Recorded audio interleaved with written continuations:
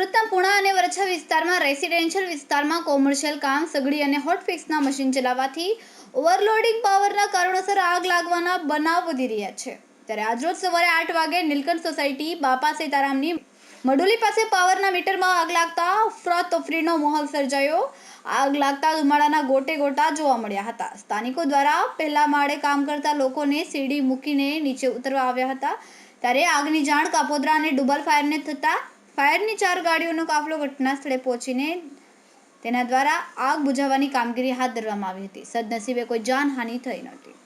સ્થાનિકોનું કહેવું છે કે રેસિડેન્શિયલ વિસ્તારમાં કોમર્શિયલ સગડીના મશીન ચલાવવાના કારણોસર પાવર લોડિંગ થતું હોય છે।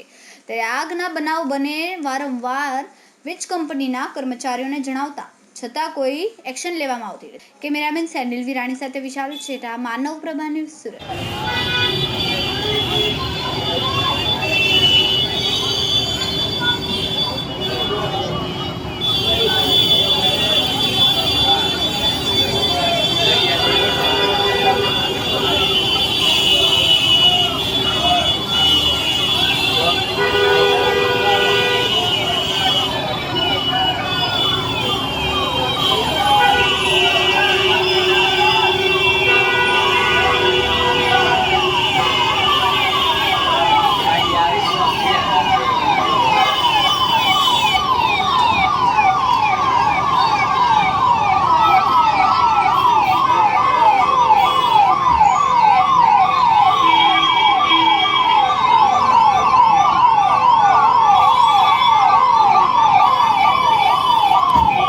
અમારા વિડિયોની નવી અપડેટ મેળવવા માટે સબસ્ક્રાઇબ કરો માનવ પ્રભા ન્યૂઝ ચેનલને।